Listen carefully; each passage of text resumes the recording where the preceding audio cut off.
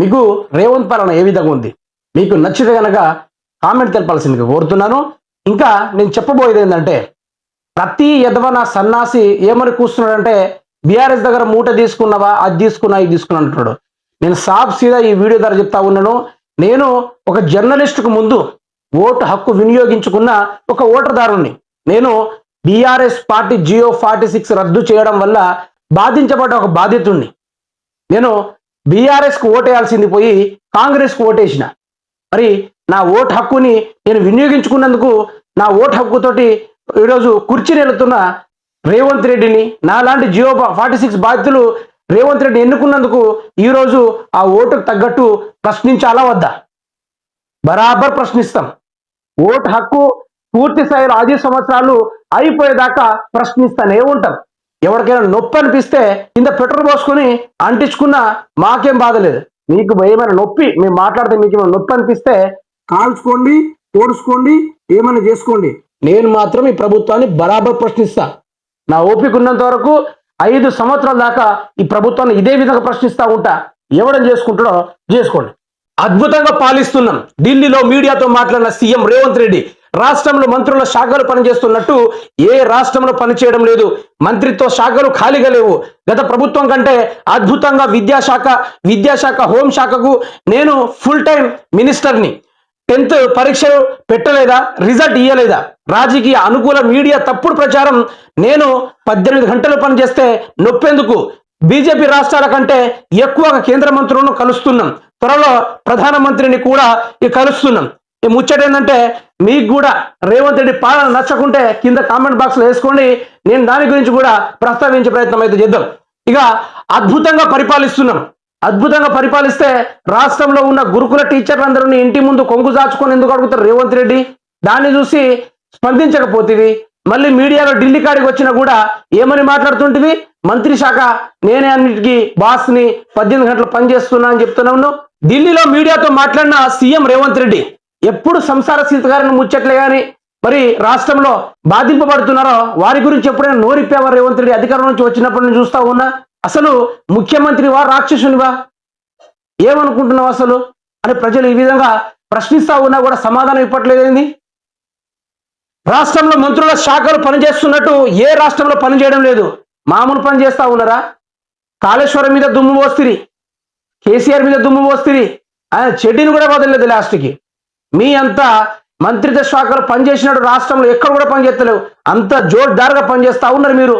IT శాఖ శ్రీధర్ బాబు ఉన్న కంపెనీలో ఎలా కొట్టిండు.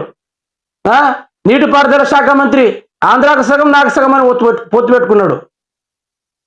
ఇంకేడా మీరు పనిచేసేది? వ్యవసాయ శాఖ మంత్రి నేను పంట పరిహార నష్టం ఇస్తా అన్నాడు. ఎండాకాలంలో ఎండిన పంటలకు, వడగండ్ల వర్షానికి కూలిన పంటలకు నేను పంట పరిహారం నష్టం ఇస్తా అన్నాడు. మరి ఆయన కూడా జాడపత్త లేకుండా పోయిండు. ఏం పని చేస్తున్నారా మీ మంత్రి వాళ్ళైతే? చూడడానికి మా 2 కళ్ళు సరిపోవట్లేదు. మంత్రిత్వ శాఖలు ఖాళీగా లేవు. గత ప్రభుత్వం కంటే అద్భుతంగా విద్యాశాఖ ఏది ఇప్పటిదాకా పాఠ్య పుస్తకాలు పంపిణీ చేయకుండా ఉండడంలో మీరు సూపరా? విద్యాశాఖ హోంశాఖకు నేనే ఫుల్ టైం మినిస్టర్ని. అందుకనే అడిగిపోతున్నావు. తాపకోసారి రాష్ట్రాలు పట్టుకొని తిరుగుతున్నావు. అంతే తప్ప ఏమైనా చేస్తున్నావా? ఇదేం లేదు. 10th పరీక్షలు పెట్టలేదా, రిజల్ట్ ఇయ్యలేదా? ఏం సామి 10th పరీక్షలు అడుగుతున్నామని నేను? జియో 46 బాధితులు మమ్మల్ని పట్టించుకొని ఎప్పటి నుంచి మొత్తుకుంటున్నాం CM Revanth Reddy. 10th exam గురించి మాట్లాడుతూ ఉన్నావు. అది ఎప్పటికీ జరగాల్సిందే కదా. ఎప్పుడు తీసుకునే విధంగా బీఆర్ఎస్ గవర్నమెంట్ జియో 46 పెట్టి విద్యార్థులను బాధించినప్పుడు మేము వచ్చి నీ కోటేస్తే నువ్వు మాకేదో న్యాయం చేస్తామని చూస్తే నువ్వు ఫిరాయింపులపై ఉన్న సోయి మా విద్యార్థులపైన లేకుండా పోయిందే నీకు. ముఖ్యమంత్రి లాగా బిహేవ్ చేసుకో రేవంత్ రెడ్డి. నీకు ఇంకో సంవత్సరమైన టైం ఇస్తాము. ఆ జియో 46 రద్దు చేస్తావా, లేకుంటే మా కోసం స్పెషల్గా కానిస్టేబుల్ పోస్టులు కేటాయిస్తావా అనేది చూస్తాం. రాజకీయ అనుకూల మీడియా తప్పుడు ప్రచారం. ఏడ తప్పుడు?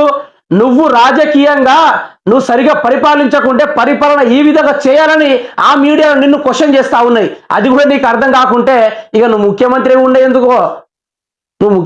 ఉండేందుకో అది కూడా అర్థం చేసుకోకుండా రాజకీయాలు చేస్తా.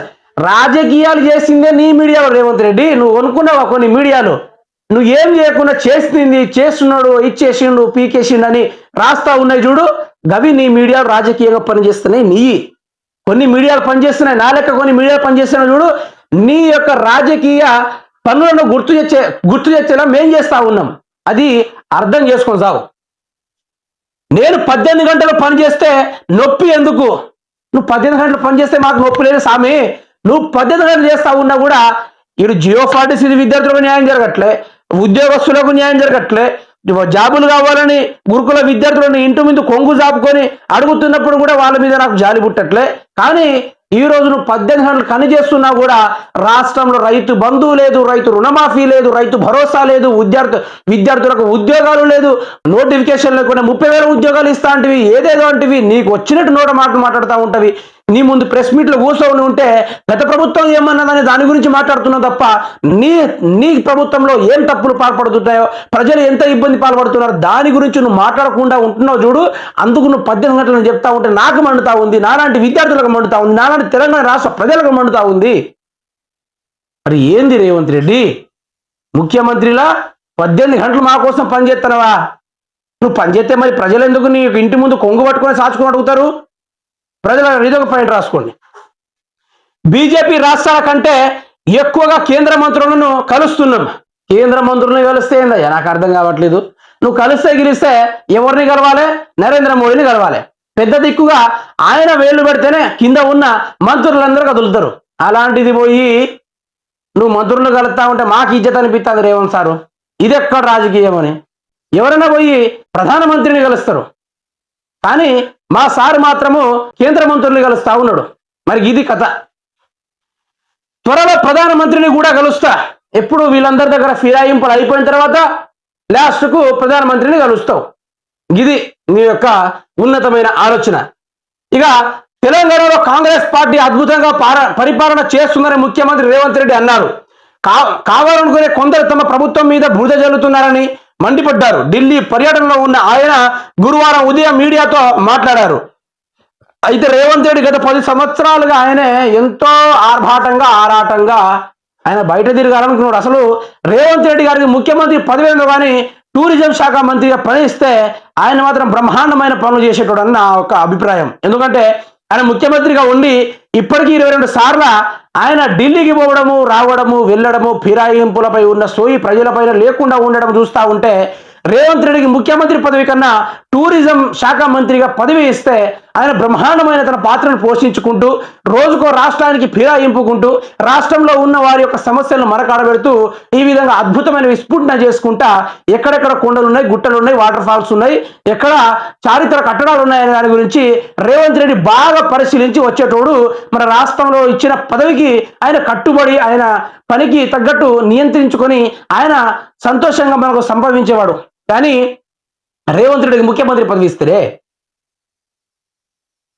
చీ అంటున్నారు ప్రజలు, థూ అంటున్నారు ప్రజలు. ఇదెక్కడి పరిపాలన నాయన?